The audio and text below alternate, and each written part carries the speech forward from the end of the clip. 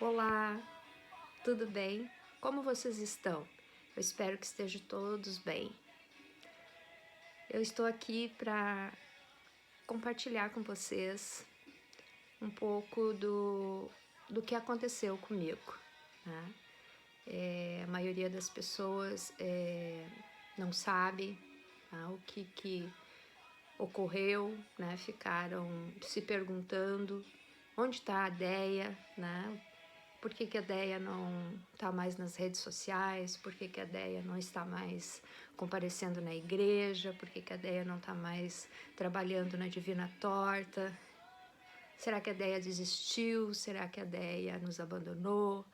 Então eu estou aqui para falar com vocês, minha família, meus amigos, meus irmãos de ministério, meus irmãos de igreja, meu líder espiritual. Eu tô aqui para compartilhar um pouco do que foi que aconteceu durante esse tempo, né?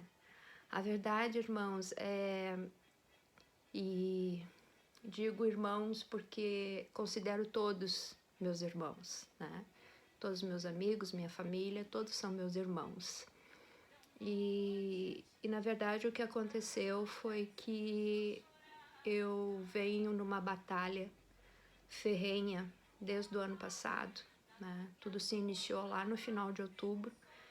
Vejam que nós já estamos em setembro, então já vai fazer quase um ano, né, desse processo. E no final de outubro eu me contaminei com o Covid. Foi bem doloroso, né?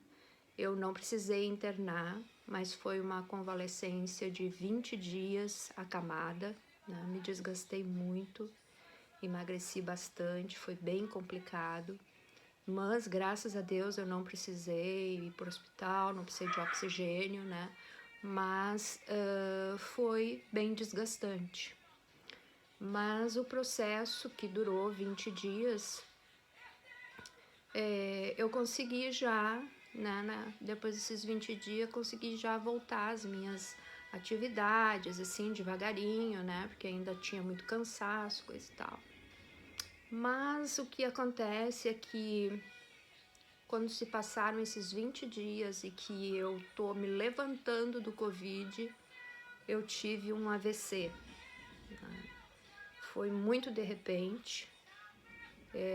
Eu tava deitada, foi na parte da manhã, eu ainda estava deitada, eu tinha feito as minhas orações, eu tinha passado uma mensagem para o nosso grupo da igreja, né, ali para a liderança, né, e tinha mandado alguns artes, assim, para as pessoas, desejando bom dia, coisa e tal, fiz minhas orações, estava fazendo a minha meditação, me deitei um pouquinho na cama, e de repente, quando eu fui me virar, o meu corpo não veio, né? E aí eu percebi que algo não estava certo, né? E eu comecei a perceber então que eu estava sem força do lado esquerdo. E percebi que a minha língua estava começando a enrolar. E graças a Deus, pela misericórdia de Deus, eu tive força para gritar não somente por Jesus, mas também pela Vicky, que era quem estava em casa. E quando ela entrou no quarto, eu já não conseguia mais falar. Né? Eu fui imediatamente levada pro hospital e já entrei com um quadro, né, de AVC já instalado, e foi bem rápido assim o atendimento, né, de emergência, e ali então se começou a procurar o motivo, né, do meu AVC, por que é que eu tinha tido aquele derrame, né, por que é que eu estava tendo aquele derrame, e começaram a fazer uma série de exames, né, poderia ser ainda do Covid, né, mas também poderia não ser do Covid. devido às minhas outras condições de saúde. Então, começamos a fazer vários exames ali, já entraram com anticoagulante, né? Eu fazia anticoagulante em volta do umbigo 2 vezes por dia, né? E fiz a tomografia, eu internei em São Leopoldo, mas aí ali não tinha ressonância, então fui de ambulância até Novo Hamburgo para fazer a ressonância magnética, né? E foi constatado então que do lado direito, né, tinha acontecido o derrame. Por isso então eu tinha perdido os movimentos, né, do braço, perna, perdi a audição do lado esquerdo. E então começamos a procurar o que podia estar, o que poderia ter contribuído, né, para que isso tivesse acontecido. Fiz exames laboratoriais, fiz raio-x disso, ecografia daquilo, e por fim, então, um médico solicitou um exame que se chama ecografia esofágica, né? Transesofágica. É uma ecografia do coração, mas que não se faz externamente, se faz internamente. É um exame bem chato de fazer, é uma anestesia muito ruim, mas tinha que ser feito, então fui fazer, né? Levaram de novo de ambulância para Novo Hamburgo, fui fazer o procedimento e aí se descobriu o possível motivo do meu derrame. Ali os médicos descobriram que eu tenho um forame oval patente, né, no coração. Isso significa que eu tenho um buraquinho no coração. Esse buraquinho, quando nós somos gerados, quando nós estamos dentro da barriga da mãe, esse buraquinho ele permanece aberto, né? Que é por onde o bebê respira, né? Enquanto está na barriga da mãe. Quando o bebê nasce, automaticamente esse buraquinho ele se fecha. E o meu não se fechou, ele continuou aberto, né? E o que acontece é que o sangue venoso e o sangue arterial, através desse buraco, eles podem se misturar, e quando eles se misturam, eles formam um trombo, e esse trombo sobe para o cérebro, né? E isso causou, então, o AVC. Então, comecei uma série de tratamento, né? Aumentar os anticoagulantes, também começaram a entrar com uma medicação para diminuir colesterol, triglicerídeo, deixar em níveis bem baixos, assim, né? Para que não se formassem novos trombos, para que o sangue ficasse bem fininho, né? Para que a gente conseguisse evitar ao máximo, né? Que o evento se repetisse.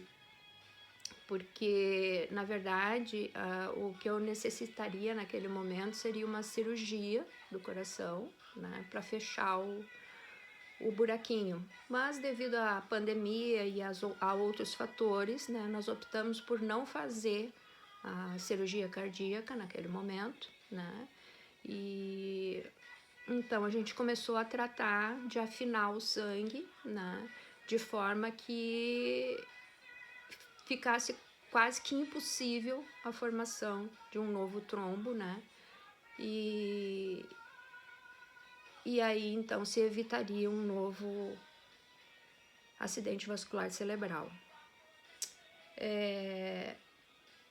No meio disso tudo, eu comecei no hospital mesmo as fisioterapias para motora, para recuperação dos movimentos, né? A primeira coisa que eu consegui me recuperar foi a fala, né? Com certas assim dificuldades, né? Mas já conseguia falar, né? E depois já fui recuperando o braço, né? E depois a perna, E o ouvido, também recuperei a surdez, né, do ouvido esquerdo. Ficou só um zunido, né, que de vez em quando ele dá o ar da graça dele, mas não me atrapalha em nada, né. Eu saí do hospital, continuei as fisioterapias, né, e já estava assim caminhando de muleta, né? Já estava conseguindo caminhar de muleta, fazer meus exercícios, minha fisioterapia, continuava com o tratamento. Aí eu parei com o anticoagulante, esse que eu fazia na barriga, né? Injetável, passei para o anticoagulante oral e nós achávamos então que a coisa estava começando a melhorar, né? Os médicos até disseram que a minha recuperação era bastante pertinente, assim, porque um AVC não se recupera com tanta rapidez, né? E eu estava me recuperando muito bem, né? Mas aí, irmãos queridos, eu tive um ataque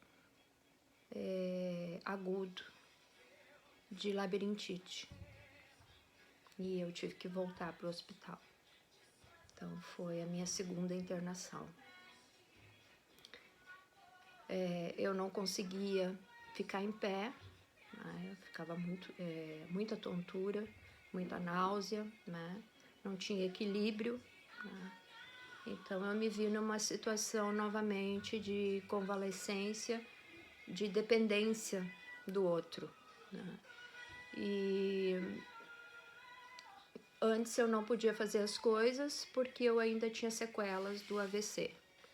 Aí quando eu comecei a melhorar, né, recuperar os movimentos do AVC, que eu já estava serelepe aí com as minhas muletas, entrou a labirintite, né? E eu voltei a ter dependência, não conseguia levantar sozinha, não conseguia sentar sozinha, né? Tomar banho sozinha, nada, tudo eu dependia de alguém para me ajudar, né? Porque tudo girava, muita tontura, vertigem, náusea, e foi um processo muito longo, foi um tratamento bem longo, assim. Não foi uma coisa que veio, passou em 2 dias, 3 dias, não. Ela permaneceu por 3 meses, assim. Eu fiquei tonta e sem equilíbrio por 3 meses, né? Então eu já entrei ali o ano de 2021 numa condição bastante delicada para mim, né? Eu não podia mais trabalhar, né? Não podia mais fazer os meus bolos, meus doces, né? E não podia também ir nos lugares, não tinha condição, né? De ir na igreja, não tinha condições de ir na casa das pessoas, porque eu passava a maioria do tempo deitada, né? E eu percebi, então, com tudo isso, né? Então foi final de outubro, novembro, dezembro, janeiro e fevereiro eu comecei a perceber que eu comecei a ficar com uma tristeza muito grande, né? Uma coisa assim de pensar, poxa, por que está acontecendo isso comigo, né? E eu ainda tentava, assim, participar dos grupos e tudo, mas era muito complicado, era muito difícil. E eu comecei a afundar emocionalmente. Comecei a perceber que eu estava entrando num quadro depressivo. E então eu conversei com a minha psicóloga, né? E ela então me indicou que eu contatasse o psiquiatra, conversasse com ele, que talvez a gente tivesse que entrar com alguma medicação, né? E aí entramos com a medicação, eu melhorei um pouco, né? As tonturas diminuíram, E até na Páscoa ali eu consegui fazer alguns ovos, né, de Páscoa, consegui atender alguns clientes.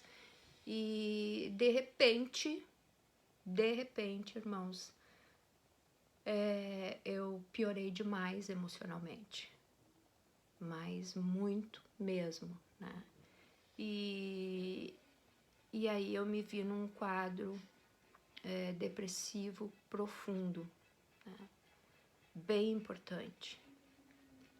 E eu comecei a perder o gosto pelas coisas, né? Comecei a me isolar cada vez mais, né? Eu não conseguia dormir, eu não conseguia tomar banho, eu não conseguia me alimentar, chorando o tempo todo, né? Era uma dor muito interna. Depressão é uma coisa muito séria, meus queridos. Quem diz que depressão passa lavando uma pia de louça não sabe o que está dizendo, né?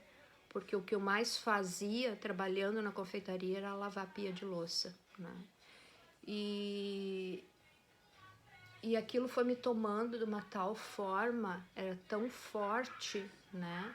Era uma dor na alma, é uma coisa que não se explica, né? E os pensamentos suicidas começaram a aparecer. Eu exponho isso aqui para que vocês entendam que não foi algo simples, né? Eu não desapareci porque simplesmente eu não estava com vontade de socializar, simplesmente porque eu estava num momento de sumir, no momento de me resguardar por causa do Covid, porque eu estava com medo de pegar o Covid, porque eu estava sem vontade, porque eu não queria mais participar das coisas, porque talvez eu tivesse perdido o brilho, talvez a minha unção não fosse aquilo tudo que se imaginava, né? E eu recebi até alguns julgamentos, mas não foi nada disso, amados.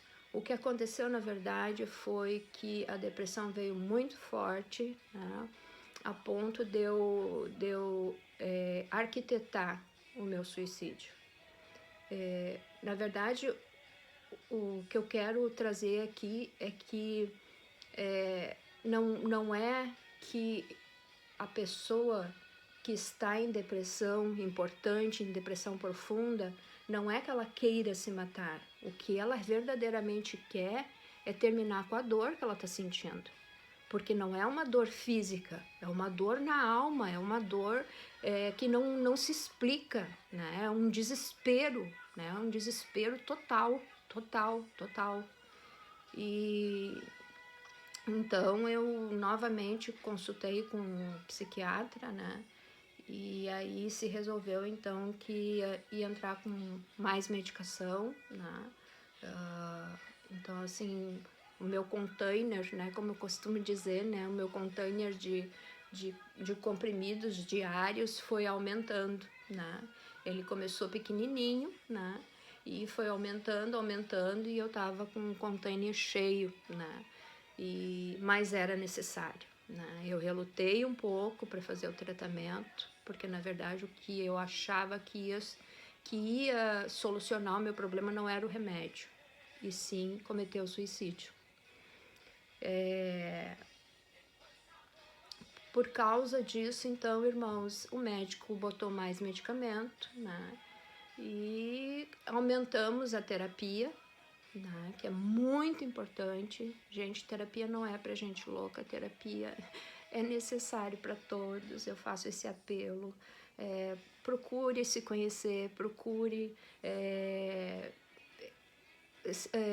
dar importância para o seu emocional, porque vocês sempre me viram como uma pessoa feliz, uma pessoa alegre, uma pessoa ativa, socializando, uma pessoa compartilhando, e de repente eu afundei, né? Então isso pode acontecer com qualquer pessoa e é muito importante que a gente leve isso muito a sério. Bom, mas seguindo, né, o fluxo, comecei então a tomar os antidepressivos, né, os calmantes, né, e comecei ali a ver que talvez as coisas estivessem melhorando, né. E em maio, finalzinho de maio, eu lembro que de manhã eu fui ao banheiro e eu tive um episódio de fezes escuras, cor de Coca-Cola, como se chama, né? Fezes pretas. E aquilo ali, quando eu vi aquilo, eu fiquei muito impressionada, né? E por conhecer um pouco, como vocês sabem, né? Da área da saúde, eu sabia que aquilo era sangue, né? E daquela cor seria sangue da parte alta, né? Então, aquilo foi um gatilho para mim fazer um surto psicótico. E foi uma situação que eu não desejo que ninguém passe. Eu saí do banheiro, deitei na minha cama, né? E fiquei pensando a respeito daquilo. E de repente, eu comecei com uma dor abdominal e eu resolvi tomar uma dipirona. E nesse mesmo dia de manhã eu havia acrescentado uma medicação a mais que o psiquiatra tinha colocado. E talvez, irmãos queridos, eu talvez tenha feito uma interação medicamentosa, talvez tenha sido somente emocional mesmo, sabe, coisa da minha cabeça, mas eu vou contar para vocês o que é que aconteceu. Eu saí do banheiro, eu tomei uma dipirona e deitei na cama. Fiquei ali pensando. Não falei para ninguém, né? Fiquei ali pensando e de repente eu vi o chão do meu quarto subir pro teto e o teto do meu quarto descer pro chão. A minha cama fez isso, né? Fez esse movimento, ela virou. E eu perdi a visão, eu fiquei cega. Foi um desespero tão grande para mim que eu comecei a gritar. Mas pensa numa pessoa gritando desesperadamente por socorro. Eu gritei desesperadamente. E aí tava todo mundo por casa, a Vicky entrou no quarto, o Fabiano entrou no quarto, o Léo entrou. E eu começava, e eles perguntavam o que tá acontecendo, e eu agarrada na cama, né, agarrada no colchão, dizendo eu tô cega, eu vou cair. E aí mediram a minha pressão, tiraram meus sinais vitais, né, a pressão estava um pouco baixa, os meus batimentos estavam em 155. E eu lembro que eu comecei a ficar muito mal, assim, desfalecendo. E eu me acordei. Quando eu me acordei, eu estava já na maca, entrando no hospital. Quando eu vi aquela cena de eu entrando pela terceira vez, então, né, em todo esse relato que eu tô fazendo para vocês, era a terceira vez que eu estava entrando no hospital. Quando eu me vi entrando naquele hospital, em cima daquela maca, eu comecei a gritar de novo, que eu não queria ficar ali, que eu não queria, eu quero ir embora, eu não quero ficar aqui, me tira daqui. Era um quadro de loucura total, né? E foi exatamente assim que eu fui tratada, como uma louca, né? Depois, aí me deram um medicamento, provavelmente para mim um sossega-leão, né? Mas o fato foi que o medicamento pouco fez efeito, né? De tão alto era o nível, né, de estresse, de ansiedade, Mas eu consegui conversar com o médico, né? E eu contei para ele o que tinha, qual era o gatilho, né? Que tinha sido as fezes escuras, né? Ele disse, tá, mas como assim fezes escuras? Eu disse, fezes pretas, doutor. Eu tive fezes pretas hoje de manhã. E depois disso que me aconteceu esse episódio, né? Sim, esse episódio que tu teve é um surto psicótico, né? E eu comecei a ser tratada, então, como uma paciente psiquiátrica, né? Em nenhum momento ali se olhou para o quadro fisiológico, clínico ali, as fezes, né? Escuras, né? Que no meu entender, né?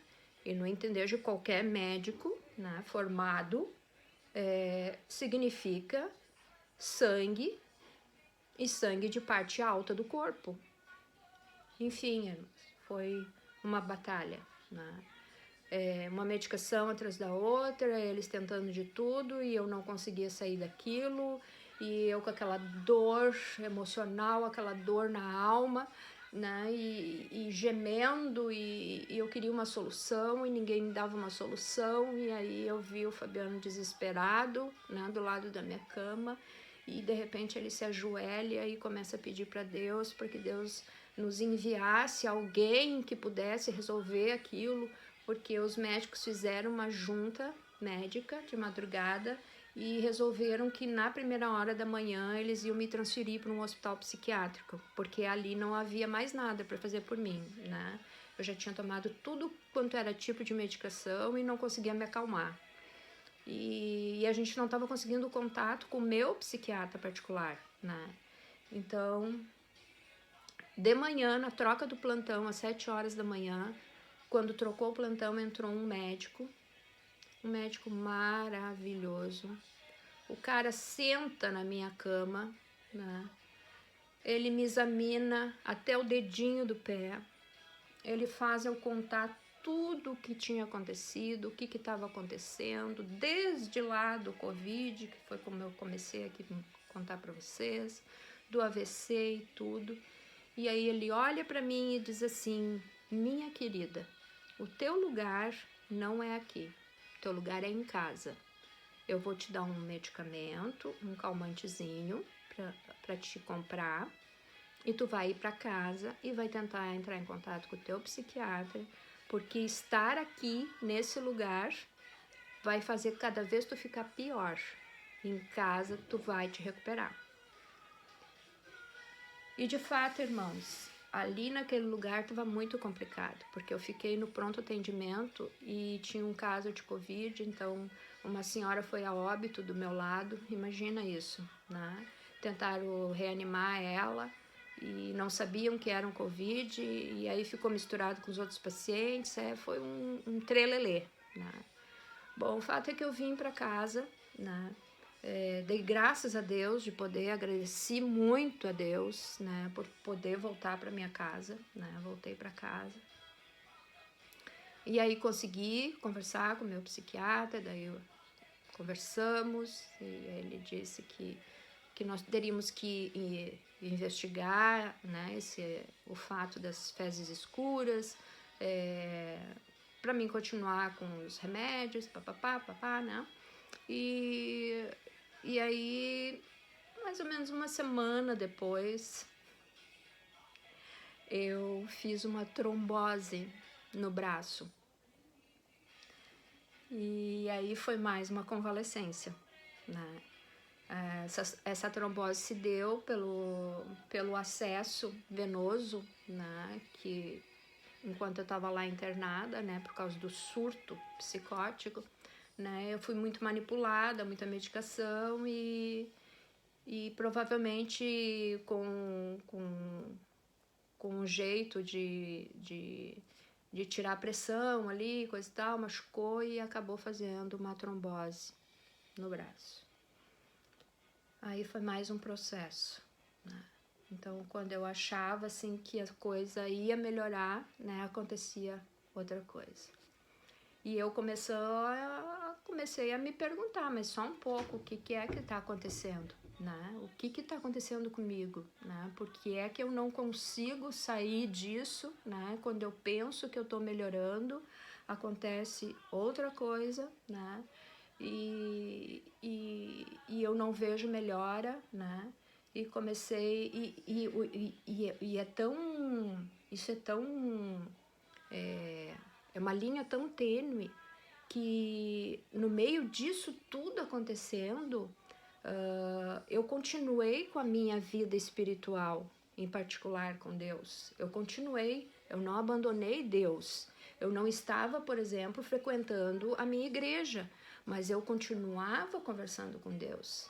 E é muito interessante que Deus falava comigo e me revelava muitas coisas, mas não a meu respeito, a respeito dos outros, né? A respeito da igreja, a respeito de ministério, a respeito de um irmão, ou de um familiar, ou de um amigo, né? Mas não falava de mim, ele não me respondia porque é que eu estava passando por aquilo, e eu queria que ele me respondesse, né? O que é que eu tinha feito de errado?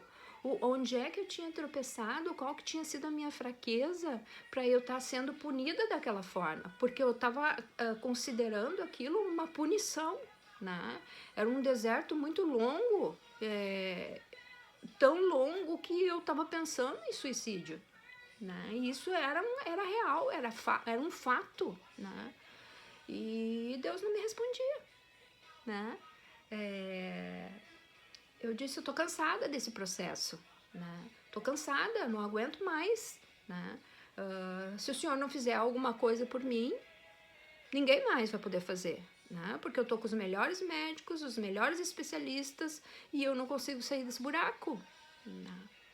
E aí o fato, irmãos, é que eu comecei a melhorar de repente, melhorar emocionalmente, né? Eu comecei a de repente me ver fazendo as coisas, tomar banho sozinha, né? Pentear um cabelo, lavar uma louça, buscar uma fruta na cozinha, coisas que eu não fazia, né? Dar uma caminhada no pátio. Eu ousei a colocar um tênis e convidar a Vicky para fazer uma volta na quadra, para ver como é que eu me sentia vendo pessoas, né? Talvez eu fosse encontrar alguém, tivesse que socializar, mas eu enfrentei isso com força, né? Eu me esforcei e fiz, e deu certo, né? Então eu fiquei feliz. Eram pequenos passos, mas que me traziam muito prazer, né? Que me traziam grande felicidade e esperança, né? E aí eu comecei a fazer as tarefas assim da rotina, comecei a programar algumas coisas, comecei a fazer um novo curso online, que a gente tem que estar sempre se atualizando nas histórias de confeitaria, né? Fiz um outro curso de teologia e eu fui vendo assim que eu comecei a me interessar de novo pela vida e esquecer a morte. E começar a focar na minha vida, nas minhas coisas, nas minhas vontades, nos meus limites, respeitar os meus limites, entender que eu estava passando por um processo, né? E também, assim, que a gente precisa entender, irmãos, que às vezes dentro de um processo, nós passamos por vários pequenos processos, né? E os processos, passando pelo processo que nós vamos chegar no propósito, mas nós só chegamos lá no propósito quando nós entendemos o processo. Quando nós aceitamos o processo, entendemos ele, nós atingimos o propósito, né? E então eu melhorei, fui melhorando, eu estava feliz, né? E teve um verão aí no meio do nosso inverno, no mês eu acho que foi agosto, por ali, né? No final de julho, início de agosto, teve aquela quinta e sexta-feira muito quente. E eu lembro que eu tirei roupa de cama para lavar, eu tava assim, que era um foguete, né?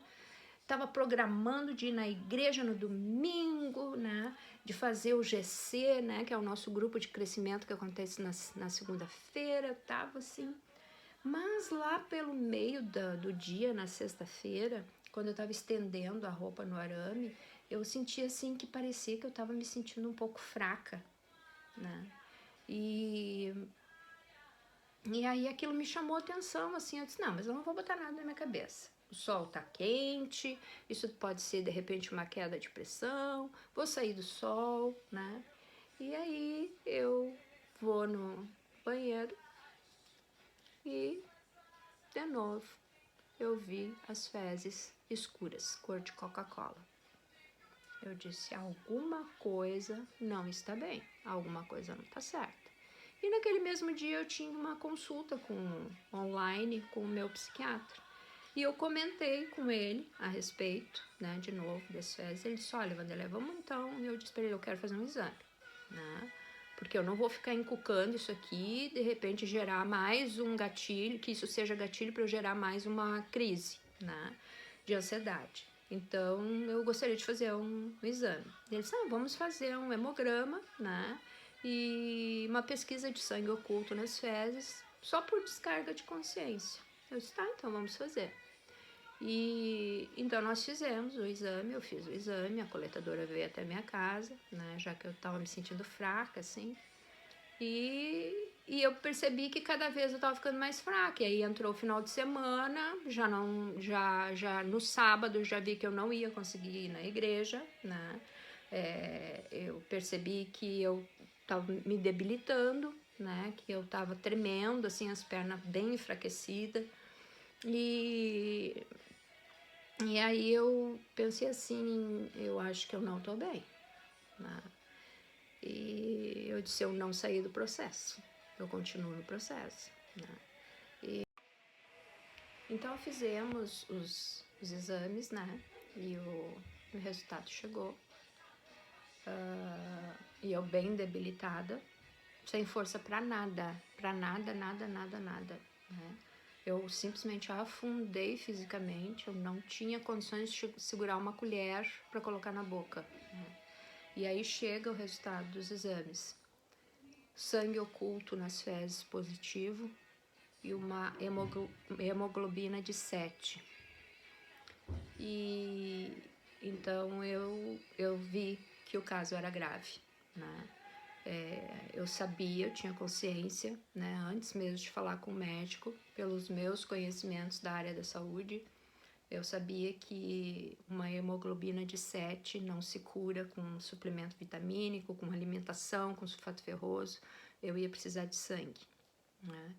E se eu ia precisar de sangue, então eu ia ter que ter uma nova internação.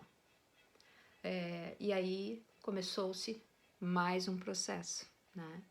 Que era o processo de entender e aceitar que eu teria que ir para o hospital novamente, sim, né? Que não tinha outra saída, né? E que se eu permanecesse por mais algum tempo em casa, sem fazer a transfusão, eu corria risco de vida, né? Eu poderia chocar, né? Quem está aí me assistindo e conhece saúde sabe que uma hemoglobina baixa dessa forma é muito rápido para a pessoa entrar em choque, né? E vir a óbito.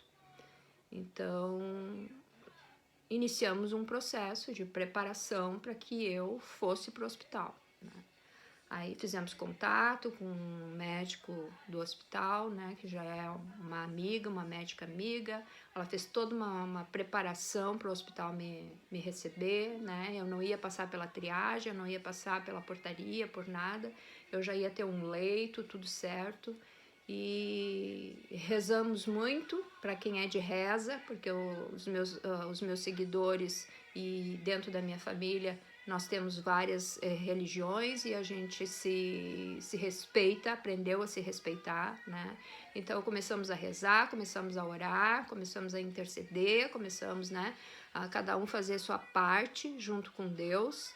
E eu me fortaleci, me colocaram no carro, porque eu não tinha força para caminhar, me colocaram no carro, cheguei lá. Quando eu cheguei e o Fabiano falou, a paciente Wanderleia, né? Todo mundo me conhece de Deia Borges, né? Mas o meu nome de batismo é Wanderleia. A paciente Vanderleia chegou, daí já foi aquela correria, não, ela não pode passar por aqui, ela não pode entrar nessa porta, ela já vai direto, tem um leito para ela, já aciona o doutor, ele já vai descer, ele já sabe do caso, né? E aí já foi tudo providenciado, eu já fui muito bem atendida, já tinha um leito para mim. E aí, queridos, aí eu entendi o propósito, né? E hoje vocês me veem assim, muitos da última vez que me viram, eu estava de cabelo curto. Então essa parte aqui é meu cabelo natural, essa parte branca, né?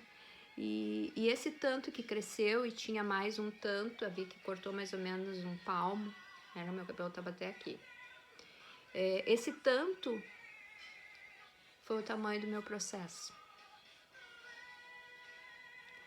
E quando eu olho para a raiz do meu cabelo, né, branca, o que eu entendo? Eu entendo que eu precisava passar pela transição. Isso é uma transição. E na nossa vida é assim. Nós temos que muitas vezes passar por alguns processos, né? Por transições, por momentos. Nós precisamos movimentar algumas peças para que a gente possa entender o nosso próximo nível, né? Qual é o propósito. Né? Porque como eu já falei a respeito disso, né? Nós temos 3 níveis. Nós temos o processo, o propósito e a promessa. E é nessa escala, não tem como ser diferente, né? Ninguém vive a promessa sem ter passado pelo propósito. Eles estão nos extremos.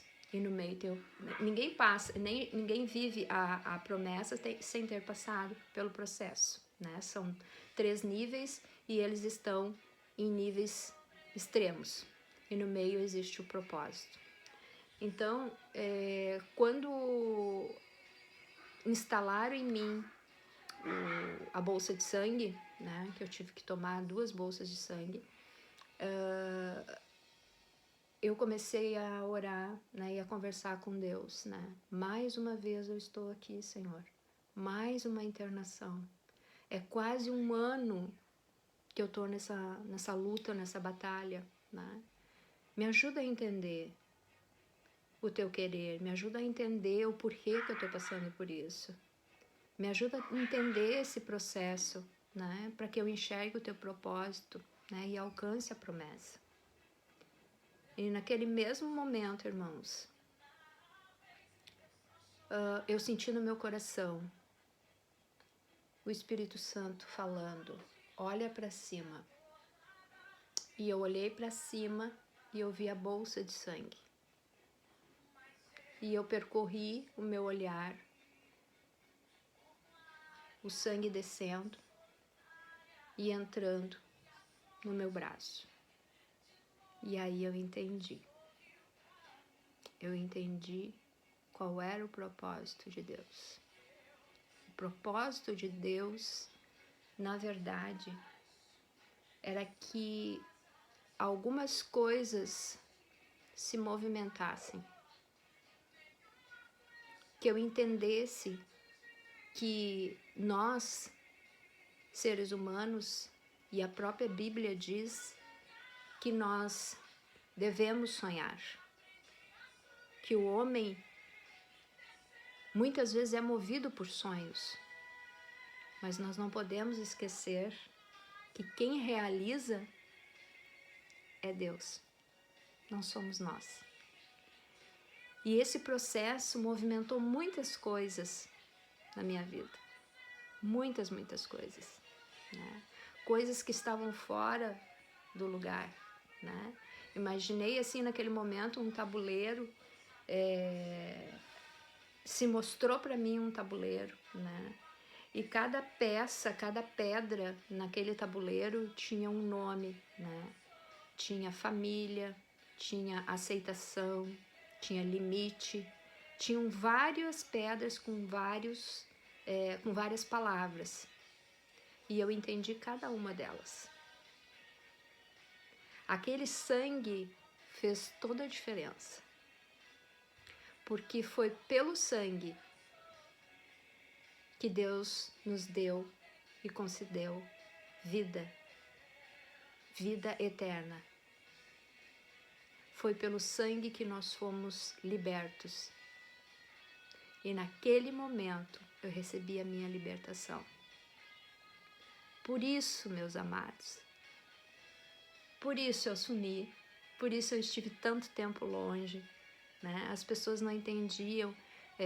O próprio pastor esteve aqui na minha casa, né, algumas vezes. Teve uma vez que ele veio aqui e eu estava numa fase de que eu não conseguia verbalizar, eu não conseguia socializar, eu não conseguia falar, né? Nós estávamos na sala e todo mundo falava e eu não falava nada, eu não conseguia falar. E é isso que eu antes estava falando para vocês. De repente, quando ele já está sem graça de estar conversando e contando as coisas e tal, lá da igreja, né? Como é que estavam acontecendo, e ele estava vendo assim que eu não interagia, e ele já estava ficando sem graça, né? Com certeza, né? Estava assim, de repente passando pela cabeça, eu estou incomodando, né? Não estou ajudando. Mas a verdade é que quando ele começou a se encaminhar para ir embora, simplesmente eu comecei a receber muita revelação, muitas coisas que eu precisava falar para ele, né? E eu comecei a falar, né? E abençoei a vida dele, ele abençoou a minha, né? E talvez assim, ele pensou, né, saindo daqui, mas ela não, que estranho, né? Ela não estava falando, de repente ela começou a falar, tá, tudo bem, eu entendo, é a unção do Espírito, né? Mas então ela pode, né, participar, ser mais ativa de volta na congregação, na igreja, né? E uma outra vez que ele veio aqui, que eu estava muito bem, que foi antes da anemia, foi antes da transfusão de sangue, eu estava muito bem, eu estava falante, eu estava compartilhando, né? Então, assim, aí ele viu, assim, que eu estava bem, né? Que não tinha por que a gente estar afastado, né? E era essa a impressão que eu também tinha, né? Que eu estava voltando, tanto é que eu estava me preparando naquela semana que eu ia voltar para a igreja no domingo. Mas no domingo eu não fui para a igreja, eu fui para o hospital, né? Então, eu queria aqui era esclarecer para os amados, né? O que aconteceu, né? Por que às vezes eu conseguia participar do GC e às vezes eu não conseguia? Eu queria esclarecer para a minha família por que é que eu não fui mais visitar ninguém, né? Eu queria esclarecer para os meus amigos por que é que eu não estava socializando, por que é que eu não respondia as mensagens. Simplesmente, irmãos, porque, amados queridos, eu não estava conseguindo viver, eu só estava conseguindo ver o meu adoecer, a minha convalescência, né? Eu só estava querendo resposta sem... eu queria a bandeja, né, de comida, mas na verdade eu não queria saber quem é que tinha providenciado, quem é que estava fazendo, quem é que estava do meu lado, sabe? Para mim era tudo muito confuso, né? E então agora sim eu tô bem, eu já estou socializando, né? Já estou conseguindo olhar mais para mim, continuo em tratamento, continuo com meu container de medicamentos, né? Não pretendo fazer a cirurgia cardíaca ainda, não sei se vou fazê-la, né?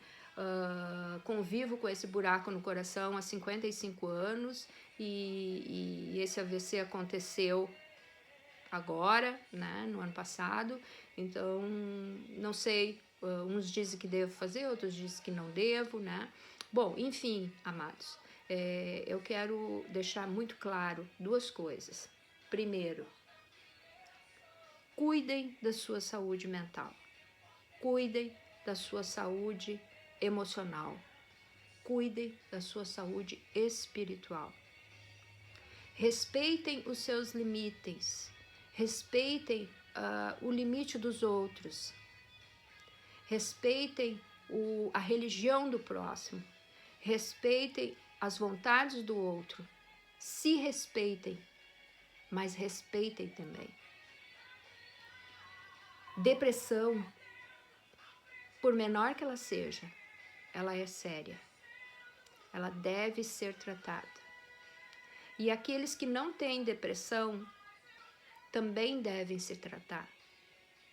Porque o autoconhecimento te leva para um nível de evitar que um dia tu possa passar por um processo de ansiedade. Nós estamos vivendo num momento pandêmico e nós vamos enfrentar sim uma outra pandemia, que vai ser a pandemia emocional, né? Das pessoas voltarem para suas vidas, como já estão voltando, vão encontrar um mundo diferente. Depressão é coisa séria, saúde mental é coisa séria. Não é lavando uma pia de louça, não é falta de Deus, como eu ouvi, né? Falta orar, falta tu crer, a tua fé tá fraca, tu não tem fé, porque se tu tivesse fé tu não estava aqui, desse jeito, né? Procura uma atividade e não é bem assim, não é fácil, né? Não é fácil, porque se fosse fácil, a gente tomava um comprimidinho e passava, mas é um processo. E outra coisa, falando em processo, eu quero repetir, já falei, mas eu quero enfatizar, né? Sei que tá longo o vídeo, mas eu preciso falar, eu preciso compartilhar, né? E eu quero dizer para vocês, não existe milagres sem passar pelo processo e pelo propósito, né? Eu vou estar compartilhando isso com vocês em outro momento, no outro vídeo, né?